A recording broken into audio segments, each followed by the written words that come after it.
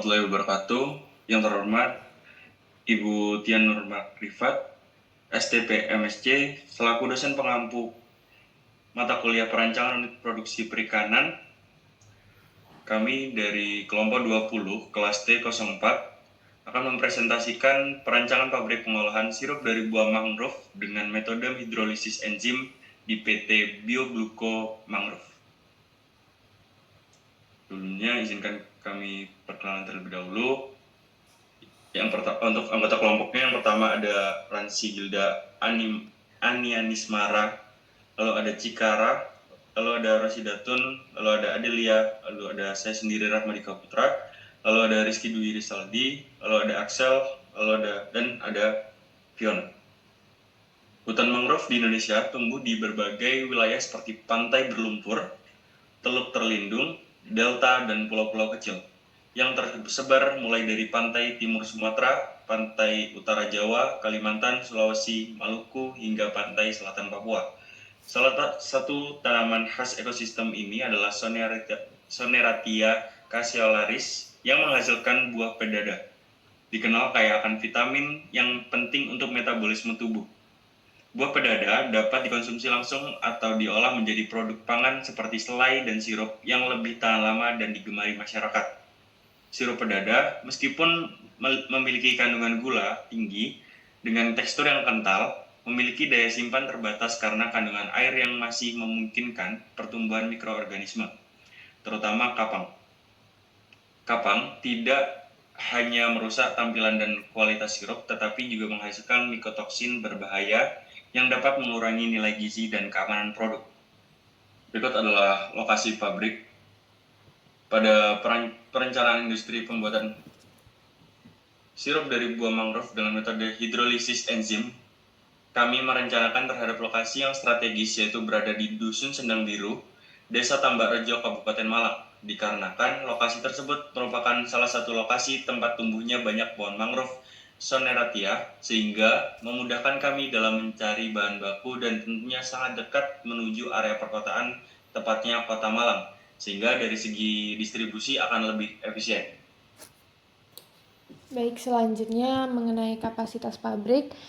Untuk total produksi sirup glukosa pada tahun 2017 sampai 2021 tidak adanya persentase kenaikan, sehingga untuk F produksinya atau M2-nya yaitu tetap sama 173.000.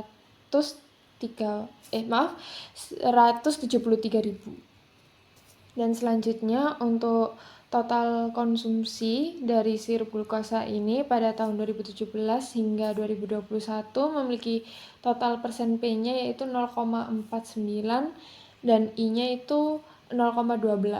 Sedangkan untuk F konsumsinya itu memiliki hasil 387.161,77. Dan untuk total impornya pada 2017 hingga 2021 untuk total persentase kenaikannya sebanyak 90,16% dengan nilai persentase kenaikan sebanyak 21,54%. Dan F impornya atau M1-nya itu 266.363,93. Dan untuk total ekspornya pada ini terdapat kenaikan sebanyak 0,97% dan nilai persentase kenaikannya sebanyak 0,24 dengan hasil F ekspor atau M4-nya yaitu 256,89. Dan untuk mencari M3-nya atau kapasitas pabrik yang akan digunakan itu dengan rumus M3 sama dengan M4 ditambah M5 dikurangi M1 dikurangi M2. Yang dimana hasilnya terdapat 148.354,17. Baik, kemudian di sini ada uraian proses. Proses pembuatan sirup glukosa dari buah mangrove dimulai dengan perendaman dan perebusan untuk mengekstrak senyawa serta menghilangkan racun seperti tanin dan HCN. Buah kemudian mengalami hidrolisis untuk memecah polisakarida menjadi dextrin yang dilanjutkan dengan likuifikasi dan sakarifikasi hingga menjadi glukosa. Glukosa disaring untuk memisahkan kotoran, diputihkan untuk menghilangkan warna, kemudian disaring kembali untuk kejernihan. Lalu diuap untuk mengurangi air, kemudian hasil akhir adalah sirup glukosa jernih yang siap digunakan. Kemudian ada mesin dan peralatan. Di sini ada beberapa pemilihan mesin dan peralatan produksi yang digunakan. Itu ada yang pertama itu ada mixer, digunakan untuk mengaduk bahan dan menggunakan alat bantu pompa jet cooker. Kemudian ada jet cooker itu untuk menampung bahan baku. Kemudian ada reaktor likuifaksi itu untuk proses fermentasi dengan enzim amilase. Kemudian ada mixer yang kedua itu sama untuk mengaduk bahan. Kemudian ada reaktor sakarifikasi untuk proses fermentasi dengan enzim. Kemudian ada alat rotary vacuum filter itu untuk memfilter larutan yang dihasilkan. Kemudian ada mesin tangki karbonasi itu untuk memucatan larutan sirup dengan karbonasi. Kemudian ada filter press itu untuk menyaring larutan sirup. Kemudian ada cation exchanger itu untuk proses penghilangan ion C1+. Kemudian ada anion exchanger itu untuk menghilangkan ion Na+. Kemudian ada evaporator itu untuk meningkatkan konsentrasi larutan sirup.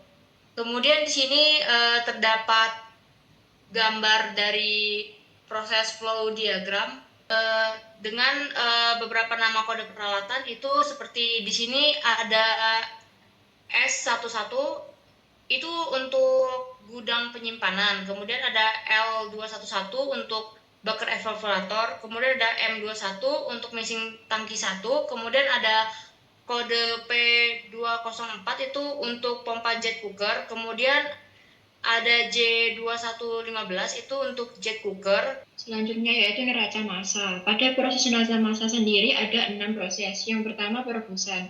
Nah, untuk massa yang masuk itu sebesar buah mangrovenya sebesar 1000 kilo dan airnya 500 kilo. Sedangkan untuk massa yang keluar yaitu cairan perebusan dengan berat 1450 kilo dengan ampasnya yaitu 50 kilo.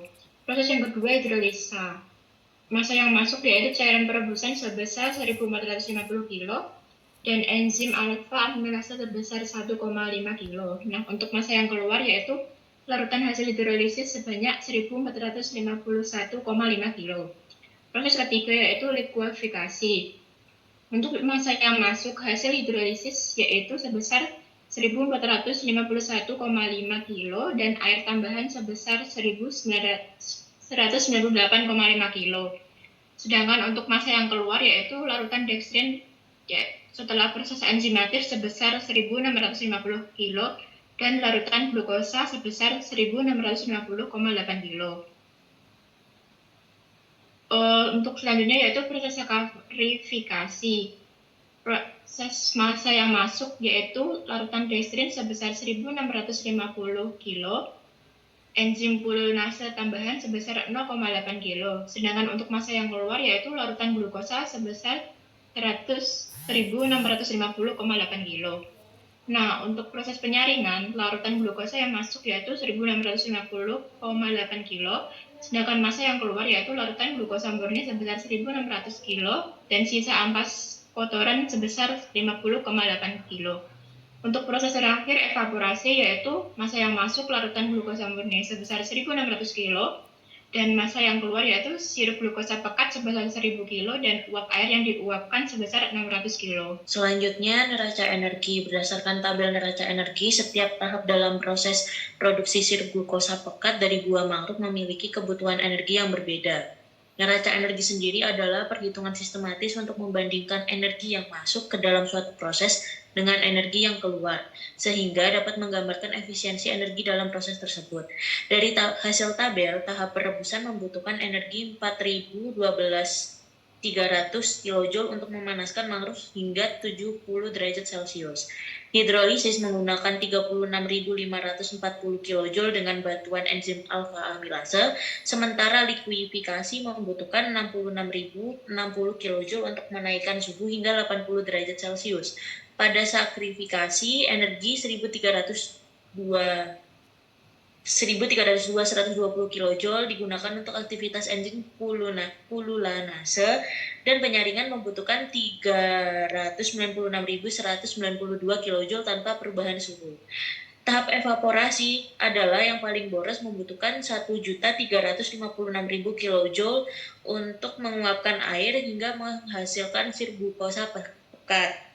Fokus optimasi diperlukan pada perebusan dan evaporasi untuk meningkatkan efisiensi energi keseluruhan. Selanjutnya, evaluasi ekonomi pabrik ini dibagi menjadi 3, yaitu modal, biaya produksi, dan juga pengeluaran umum. Yang pertama ada modal. Modal ini dibagi menjadi 2, yaitu modal kerja dan modal tetap. Yang pertama itu modal kerja. Ini termasuk biaya untuk bahan baku, gaji pekerja, dan biaya operasional lainnya selama 1 bulan atau sesuai yang disarankan sekitar 10-20% dari total capital investment. Komponen modal kerja meliputi raw material inventory, in-process inventory, product inventory, extend credit, dan available cash. Kemudian ada modal tetap. Modal tetap ini mencakup biaya yang dibutuhkan untuk membeli peralatan dan mendirikan fasilitas produksi. Komponen-komponen dalam modal tetap biasanya meliputi harga alat, instalasi, pengiriman alat, pemasangan dan pemipaan, instrumentasi dan kontrol, listrik dan insulasi, konstruksi gedung, dan pembelian lahan. Selanjutnya itu ada biaya produksi. Biaya produksi ini mencakup semua biaya yang dikeluarkan untuk memproduksi barang atau produk dalam sirup mangrove. Ada 3, yaitu direct manufacturing cost, indirect manufacturing cost, dan juga fixed manufacturing cost. Dan yang terakhir ada pengeluaran umum. Pengeluaran umum ini dibagi menjadi 4. Yang pertama biaya investasi awal, yang dimana ada biaya bangunan dan fasilitas, biaya peralatan dan mesin. Yang kedua biaya operasional bulanan, ada 4, yaitu biaya bahan baku, tenaga kerja, utilitas, dan biaya yang lain. Yang ketiga ada ringkasan pengeluaran, ada 3, yaitu total biaya investasi awal, total biaya operasional bulanan, proyeksi biaya tahunan, dan yang terakhir adalah analisis break even point atau BEP. Oke, selanjutnya ada manajemen dan tata organisasi, di mana visi dan misi perusahaan terdapat pada slide yang ada berikut. Untuk visinya sendiri yaitu menjadikan pengolahan sirup dari buah mangrove yang berkualitas tinggi, berkelanjutan, dan inovatif, serta berkontribusi terhadap pelestarian ekosistem mangrove dan peningkatan kesejahteraan masyarakat lokal. Untuk misinya sendiri ada 5, seperti yang bisa dilihat pada slide. Kemudian ada struktur organisasi, di mana bentuk perusahaannya sendiri yaitu perseroan terbatas atau PT, direncanakan sebagai bentuk perusahaan untuk pendirian pabrik sirup mangrove dengan status perusahaan terbuka yang mendapatkan modal dari penjualan saham. Untuk struktur organisasinya sendiri ada dewan komisaris, dirut, hingga karyawan, seperti yang ada pada struktur organisasi dalam gambar PowerPoint tersebut. Kemudian setiap pemegang jabatan memiliki tugas dan tanggung jawab masing-masing. Untuk kebutuhan tenaga kerja, di sini direncanakan untuk penerimaan bahan baku dibutuhkan 25 tenaga kerja, pembuatan santan 15 tenaga kerja, pembuatan starter 10 tenaga kerja, proses fermentasi 10 tenaga kerja, dan penyimpanan 10 tenaga kerja. Oke, baik. Selanjutnya yaitu manajemen dan tata organisasi. Di sini manajemen dan tata organisasi itu dilihatkan kepada posisi direktur utama, persentase gajinya yaitu 22,5%, yaitu total anggota 1 dengan total gaji 487.302 rupiah, dan gaji setiap tenaga kerjanya itu 487.302 rupiah. Sedangkan pada posisi direktur administrasi dibutuh presentasi gajinya itu sebesar 18% dengan total anggotanya itu 1, dan total gajinya sebesar 136.706.344 rupiah, dan gaji setiap tenaga kerja 336.706.344 rupiah. Lalu pada direktur produksi yaitu presentasi gajinya 18% dengan total gajinya sebesar 306.344 rupiah. Lalu pada kepala bagian administrator itu presentasi gajinya sebesar 10,5% dengan gajinya itu 308.671.323 rupiah. Sedangkan kepala bagian pemasaran dan distribusi presentasi gajinya sebesar 10,5%. Pada kepala bagian bahan baku total presentasi gajinya sebesar 10,5%.